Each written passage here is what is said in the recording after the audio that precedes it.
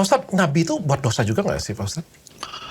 Nabi berbuat kesalahan ya, tapi bedanya dengan manusia biasa kayak kita, mereka kalau ada keliru langsung diluruskan oleh Allah.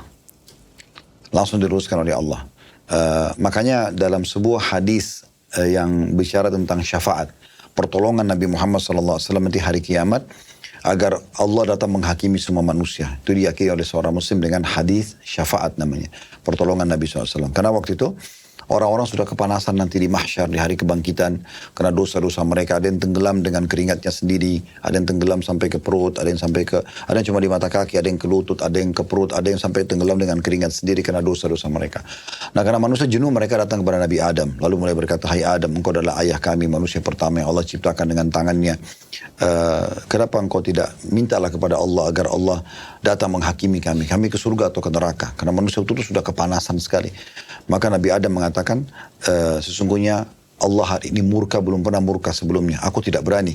Karena tidak ada yang mengeluarkan kalian dari surga kecuali aku. Karena aku dulu pernah melanggar waktu di surga. Coba pergi ke Idris. Idris juga menolak karena merasa menyebutkan ada satu kekeliruannya. Terus berlanjut estafetnya, Nabi Hud, Nabi Saleh. Terus berlanjut sampai Nabi Isa dan Nabi Isa, kata Nabi Muhammad SAW, tidak menyebutkan kesalahannya. Lalu kemudian mereka datang kepada Nabi Muhammad SAW dan Nabi mengatakan, apakah kalian tahu bagaimana manusia mengenalku pada saat itu? Mereka akan datang kepada aku dan mengatakan, "Hai Muhammad, engkau adalah utusan Allah. Engkau adalah yang Allah utus untuk seluruh alam semesta. Maka mintalah kepada Allah agar memberikan syafaat kepada kami, datang menghakimi kami."